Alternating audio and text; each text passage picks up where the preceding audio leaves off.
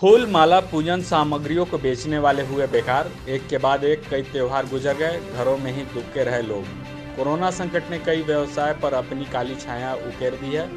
फूल माला पूजन सामग्रियां बेचने वाले दुकानदार 22 मार्च से बेकार हो गए हैं। इस बीच कई पर्व भी गुजर गए। Ramnavami, Chaiti Chhath, Easter, good Friday, शब बारात समाप्त हो गया। इनसे जुड़े धर्मावलंबियों ने अपने ही घरों में ही रहकर भगवान राम, छठी मैया, प्रभु यीशु मसीह और अल्लाह की खिदमत की। पंजाब में आज बैसाखी मनाया जा रहा है। कल बंगाली समुदाय और असम में पोइला बैसाख मनाया जाएगा। इन सभी पर्वों और त्यौहार में मिठाई, फूल और पूजन सामग्रियां बेची जाती हैं।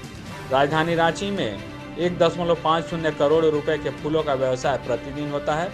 अब इनसे जुड़े कारोबारी घरों में बैठे हैं, क्योंकि मंदिर, मस्जिद, चर्च और अन्य पूजा के स्थल बंद हैं। भक्तों से भगवान भी सोशल डिस्टेंसिंग अपना रहे हैं। केंद्र सरकार ने भक्ति वाले स्थानों पर, मंदिर, मस्जिद, चर्च में सामूहिक गैदरिंग पर रोक लगा रखी है।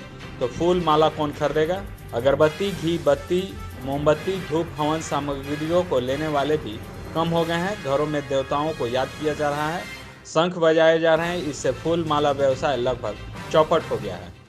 सीसीएल के लाल लाडली कायाकल्प scholarship, mission engineering 2022, coaching IITians द्वारा, सारा खर्च सीसीएल द्वारा। हम कोयला वाले घरों को रोशन तो करते ही हैं, बच्चों का भविष्य भी संवारते हैं। हमने यह कायाकल्प स्कॉलरशिप 2013 में शुरू की थी। सफलता लगभग 100% है।